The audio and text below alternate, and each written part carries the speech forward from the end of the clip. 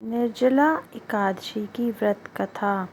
इस कथा को सुनने से पहले अपने आप को स्वच्छ मन, स्वच्छ शरीर से युक्त कर लें ताकि इस कथा का पूरा पुण्य आपको प्राप्त हो। तो आरंभ करते हैं। भीमसेन व्यास जी से कहने लगे कि हे पितामह, भ्राता युधिष्ठिर, माता कुंती, द्रौपदी, अर्जुन, नकुल और सहदेव आदि सब एकादशी का व्रत करने को कहते हैं, परंतु महाराज मैं उनसे कहता हूँ, भाई मैं विधिवत भगवान की पूजा आदि तो कर सकता हूँ, दान भी दे सकता हूँ, परंतु भोजन के बिना नहीं रह सकता। इस पर व्यास जी कहने लगे, हे भीमसेन, यदि तुम नरक को बुरा, स्वर्ग को अच्छा समझते हो तो प्रतिमास की दोनों एकादशियों को अन्न मत खाया करो।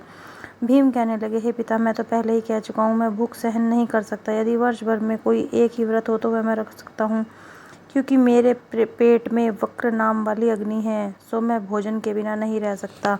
भोजन करने से वह शांत रहती है, इसलिए पूरा उपवास तो क्या, एक समय भी बिना भोजन किए रहना कठिन है। अतः आप मुझको कोई ऐसा व्रत बताइए जो वर्ष में केवल एक बार ही करना पड़े, मुझको स्वर्ग की प्राप्ति हो जाए। श्री व्यास जी कहने लगे, हे पुत्र, बड़े बड़े ऋषियों ने अनेक शास्त्र आदि बनाए हैं जिनसे बिना धन के थोड़े परिश्रम से स्वर्ग की प्राप्ति हो सकती है। इस प्रकार शास्त्रों में दोनों पक्षों की एकादशी का व्रत मुक्ति के लिए लिखा है। श्री व्यास जी के वचन सुनकर भीमसेन नरक में जाने के भय से भयभीत हो गए और कांपकर कहने लगे, अब मैं क्या करूं? मास में 2 व्रत तो मैं कर नहीं सकता, हाँ वर्ष में 1 व्रत करने का प्रयत्न अवश्य कर सकता हूँ। अतः वर्ष में 1 दिन व्रत करने से यदि मेरी मुक्ति हो जाए तो कोई ऐसा व्रत बतलाइए जिसे मैं कर सकूं। यह सुनकर व्यास जी कहने लगे, वृष और मिथुन की संक्रांति के बीच ज्येष्ठ के शुक्ल पक्ष की जो एकादशी आती है, उस एकादशी का नाम निर्जला है। तुम उस एकादशी का व्रत करो। इस एकादशी के व्रत में स्नान और आचमन के सिवा जल वर्जित है। आचमन में 6 मासे जल से अधिक नहीं होना चाहिए, अन्यथा वह मदपान के सदृश हो जाता है। इस दिन भोजन नहीं करना चाहिए, क्योंकि भोजन करने से व्रत नष्ट हो जाता है। यदि एकादशी को सूर्योदय से लेकर द्वादशी को सूर्य तक जल ग्रहण न करें तो उसे सारी एकादशी के व्रत का फल प्राप्त होता है। द्वादशी को सूर्योदय से पहले उठकर स्नान आदि करके ब्राह्मणों को दान देना चाहिए। इसके पश्चात भूखे और सतपात ब्राह्मण को भोजन कराकर फिर आप भी भोजन ग्रहण कर सकते हैं।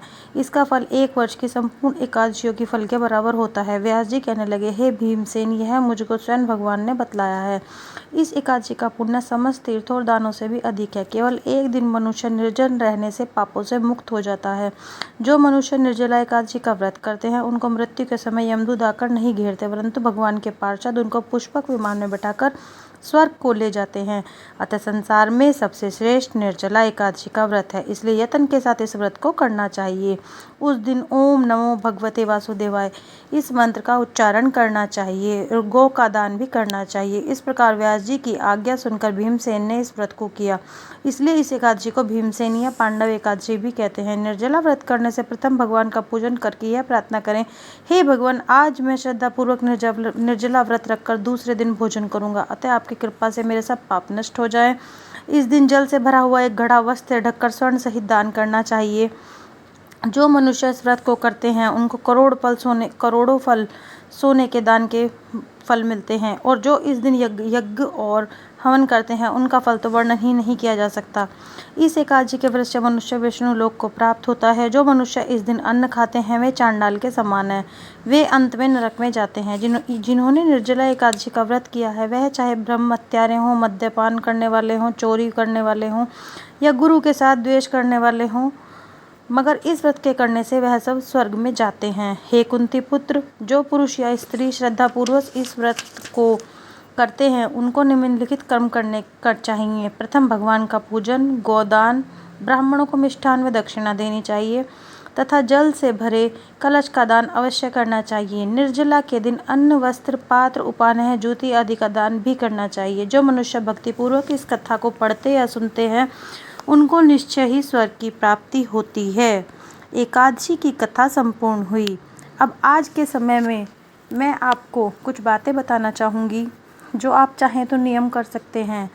आप घड़े के साथ साथ एक पानी की पैक्ड बोतल भी मंदिर में दे के आ सकते हैं, क्योंकि घड़े का पानी, कितने घड़ों का पानी पंडित जी एक दिन में पी लेंगे, इसलिए बोतल दे के आए। पहले दिन नहीं तो दूसरे दिन तो पंडित जी जरूर पी लेंगे।